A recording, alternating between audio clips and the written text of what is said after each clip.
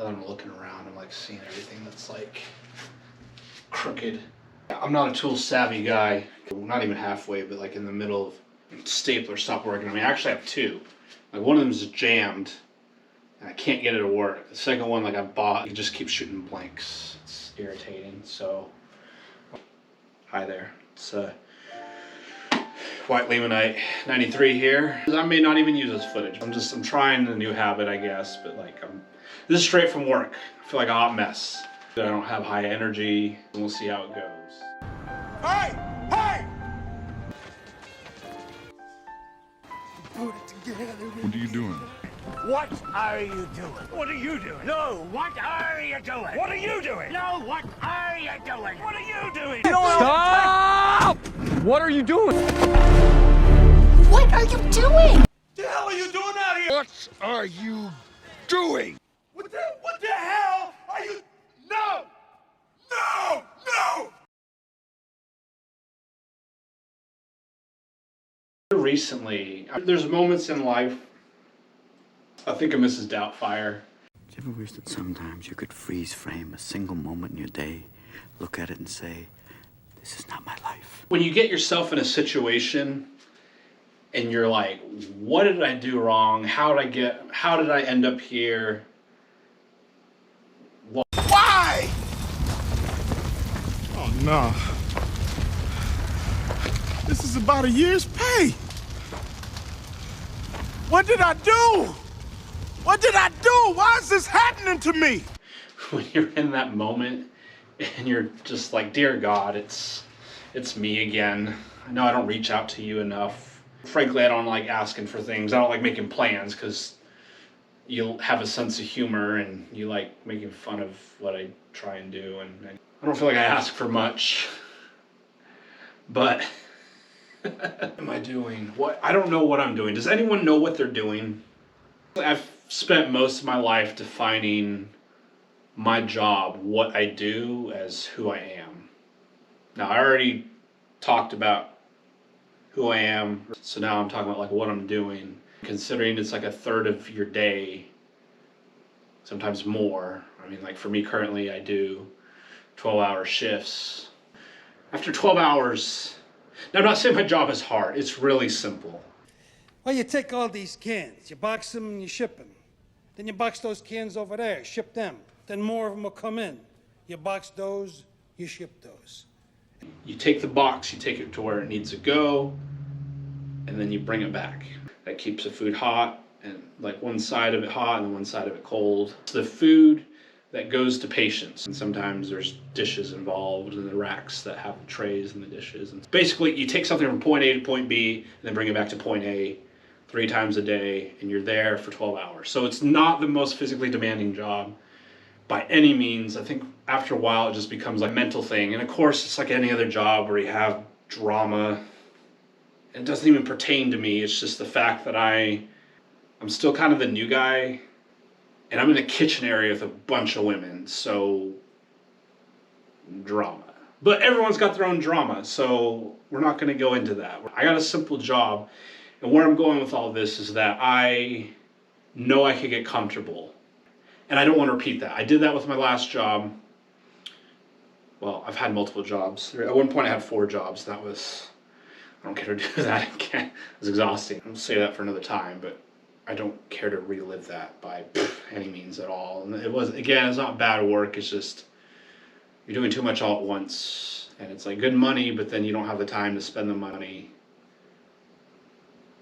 And you don't have the time to really do what you want in life. You just go from one to the other, to the other, to the other. And I got all this money and I got no time to use it all. But my bills love the money. What I was saying is, I'm tired. I really don't feel like doing this right now. Yeah, with the current job, it's real simple. It's just being on your feet for long periods of time. Get in the habit. Being there for so long and hearing all this going on, it has nothing to do with you, but you're in the middle of it and trying not to absorb it and take it home. This is me being real. That's what I'm getting at. So I'm forcing myself to film, not in the best state of mind, straight from work, still in my work clothes. It's what pays the bills. I don't want to get comfortable because that's what I did in my last job. By no means am I bashing my last job. I made a lot of friends there. I learned a lot of things about life. A lot of things about... Now that I'm like on the spot, like I don't really know what to show for it except for a certificate. 5 years of my life went to this place, or Walmart. I devoted 5 years, survived 5 years of my life at Walmart. Paid my bills. I made a lot of friends. I made some of the friends' family. I'm a matchmaker, apparently. I didn't mean to matchmake her with him, but that's a story for a whole nother time. I'm tired. I just don't want 5 years from now, I'm still doing the same job in the insanity cycle. And I hit that point again where it's like, what am I doing with my life? What do I have to show for the last 5 years of my life? Except I move boxes for a living. To the hospital, it's not bad. I feel like I guess I'm contributing something.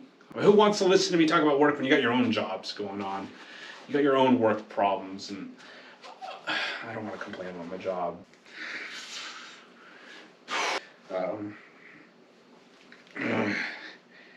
It's time out here. Well, 12-hour day, I'm not 100%, but I guess getting out of work clothes will help me get out of that work mode.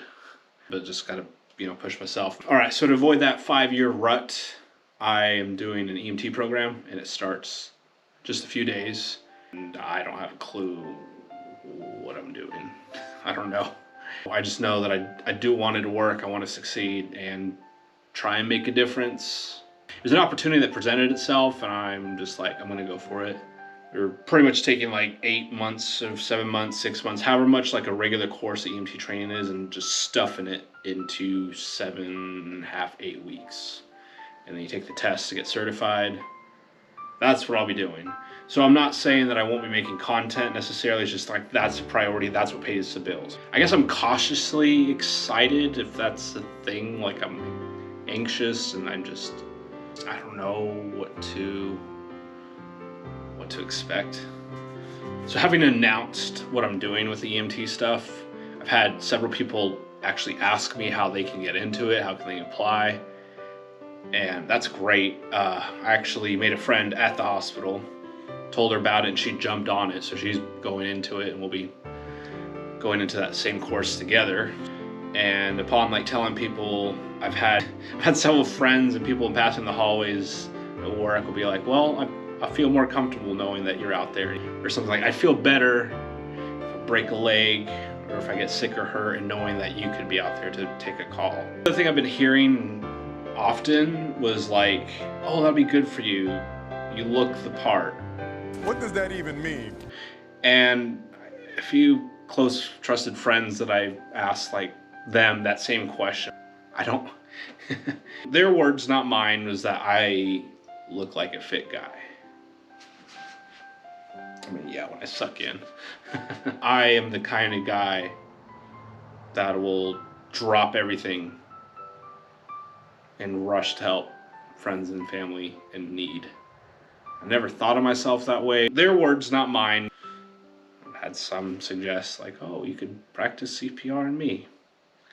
I guess they're compliments, thank you. So the people that have complimented me about me going into EMT and encouraging words, now that the moment's passed that you've said these things to me, thank you.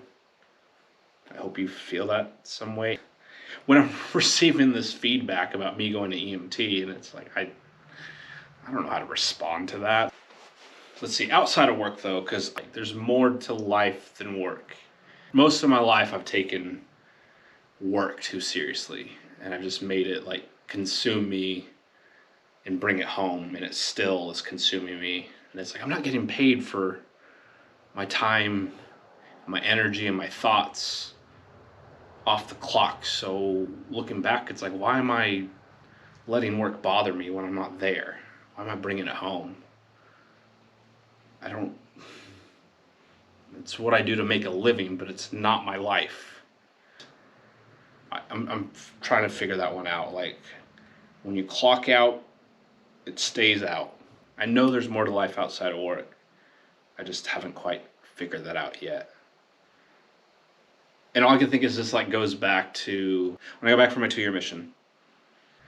I guess you have a purpose, and then when you lose that purpose and you go back out in the world, and all I can think of is like Captain America when he gets thawed out and comes back to reality. And What you thinking about getting out? No. I don't know. To be honest, I don't know what I would do with myself if I did. Ultimate fighting? Just a great idea off the top of my head. But seriously, you could do whatever you want to do. What makes you happy? I don't know.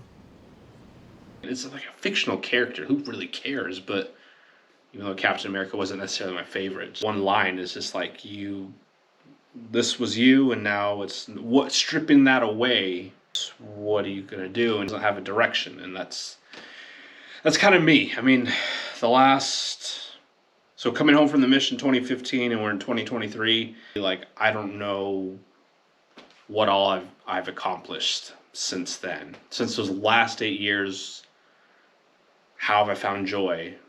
How have I brought joy to others? It's been successful, what has worked for me. I don't feel like I've really been in control of life, or I have, because I made the choices to give the control to others because of pleasing others. And I don't really know how to account for what I've done. And it's almost like time lost, but it's not really lost. I guess wasted or unproductive. I'm not really sure.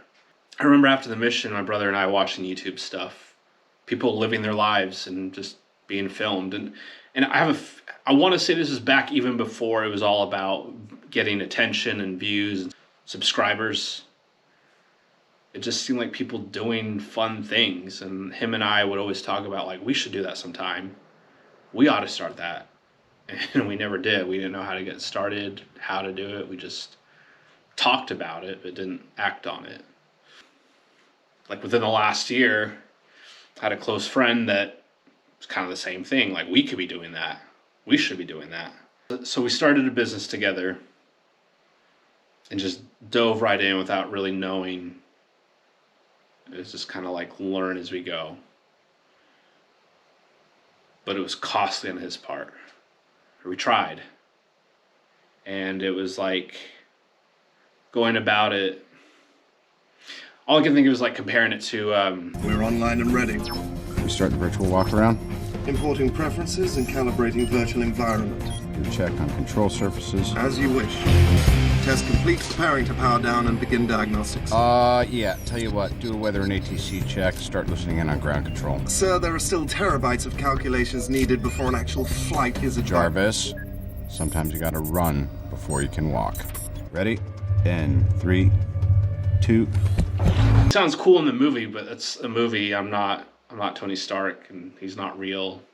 And it seemed cool at the time, but it was just like full on thrust into like whole new habits, whole new mentality, dropping old habits, learning new things, and things I needed to learn, and just a whole lot of changing, like all at once, and just got overwhelming and burdensome, and especially when editing and you're staring at a screen and you're hearing yourself and you're hearing him and the people you're interviewing over and over and over as you edit, and you're sitting there like, I messed this up, or I should have said this better, I should have spoke more clear, or I should have asked this instead, and there's a whole lot of self-reflection going on. I'm not a tech savvy guy at all. For the longest time I've had just a love-hate relationship that I'm still trying to overcome. And I think that was like one of the largest hurdles, and it's still a hurdle for me right now, is doing this. I guess it was fun at first, but when you start thinking about the cost it takes, and it was always back in my mind, is like, here's thousands of things that we need to be doing, and we're talking about doing it, but we're not doing it. And it's costing you money to have everything licensed and trademarked and insured and all that. And then he had a lot of wide ambitions, and I feel like I couldn't keep up. He had a lot of projects he wanted to do. I had projects I needed to do here at the house before I felt comfortable bringing people here to do interviews. I mean, he had a lot of knowledge. He had a lot of good intentions and experience, things to say, things to share. But I wasn't established, or I wasn't firm. My foundation wasn't laid out. His intentions were good. It was just his ways. His ways weren't my ways, and my thoughts weren't his thoughts. There was just things that needed to be learned and experienced beforehand to make sure this is something we both wanted to do. Long story short, it didn't work out. So I appreciate Dr. T for opening my eyes to being a content creator. And there's aspects I liked about it. There's parts I still got to get used to, making the time and organizing myself and trying to plan things out before I get behind camera so I don't hate myself when I edit. A lot of times I've been told that I'm a great listener. I think part of me listening is just like I didn't like to talk, or I convinced myself I didn't like to talk. Me talking was asking a question and getting other people to talk so I didn't have to. So I would eat to avoid talking, or just ask questions to avoid talking, and then just try and make the attention on someone else and take it off me and just get them going so I didn't have to. A lot of things, a lot of negativity made it so I didn't feel like I wanted to talk. I didn't want to speak up. So I've been told I'm like a great listener and I'm patient, which I don't really, the people that have told me I'm patient clearly have not gone fishing with me. Like my dad has taken us fishing, so you don't know what patience is until you go fishing. I know I'm a pessimist. I don't know if I said that in my last video about who I am, but I know, and I got to work on that. There's a lot I want to accomplish. There's a lot of things I want to do and see and experience and feel, but I need to get organized. But like, I'm going to, outside of my job, I'm trying to figure out what I love, what I'm passionate about, which I really don't know. So once I just blabber everything out, maybe clear my mind, clear my conscience. I don't want to make this necessarily therapy, but at the same time, it kind of, I don't know. But eventually I would like to have guest interviews on here. I don't want to steal Dr. T's ideas by any means. I'm trying to do my own stuff, but I liked what he had to offer, and I liked what he wanted to do, but his ways about doing it and throwing in a business factor into it where we're not making any money, we're losing his money, kind of ruined the fun of it, I guess. Or I allowed it to ruin the fun. I allow it to interfere with what we're trying to do. Because even though I don't know what I like to do or love to do, for some reason I enjoy seeing people express themselves and share what they're passionate about, what their stories are, what their jokes are. And hearing it from them, even though I'm not experiencing it, just I guess seeing their expressions, hearing their enthusiasm, feeling their energy. I don't think I'm an empath, but it's just like something about makes me feel good. Even though I'm not experiencing it, if I can't do what they're doing, or I choose not to do what they're doing, then I'll live it through them. So I guess getting stuff out of my system, and people who are cool with coming in and can't pay them for their time, but if they just want to kick back and share what they love about life, get them in here. Let's do it. I guess the aspects that I was enjoying that kind of remind me of the mission was it forced you to step out of your comfort zone. Well, you had to talk with people, you had to talk with strangers. Just get the practice of having conversations and getting better at it.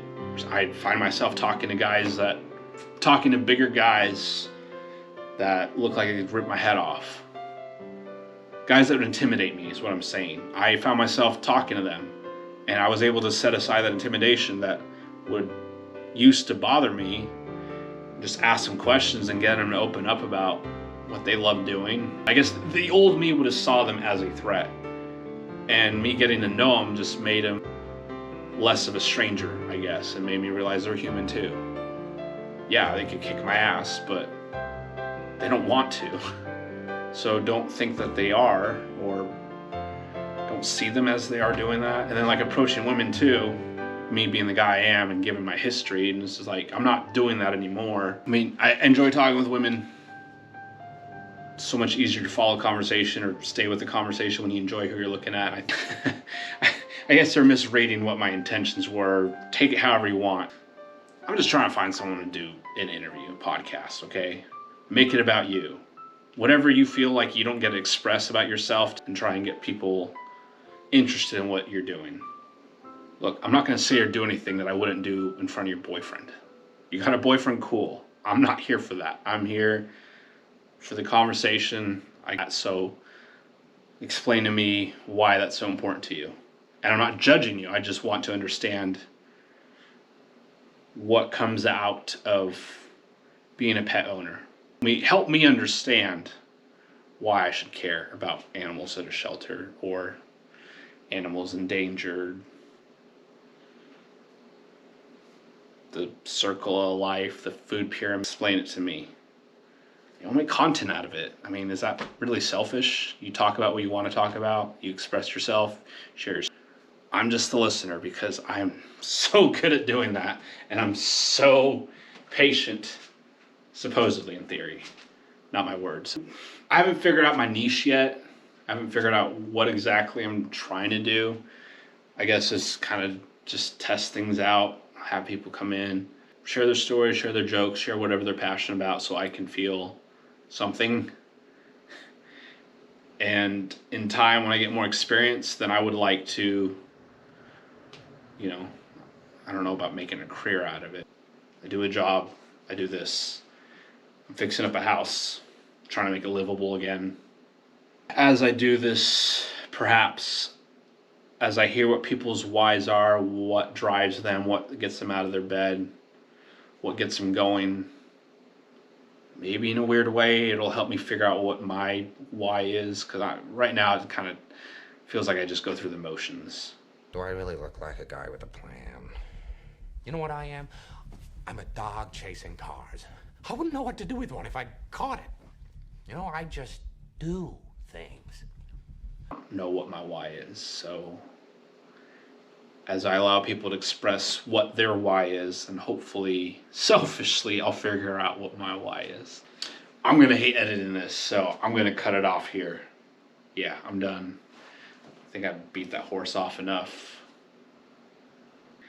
I've had 12 shifts, so it's not like the best content, but that's the idea. Keep going, pushing through, and then eventually I could love doing this and maybe do it full-time or part-time sometimes. Do it without losing the passion for doing it, I guess. Thank you. Make it a great day, or not. Your choice is yours.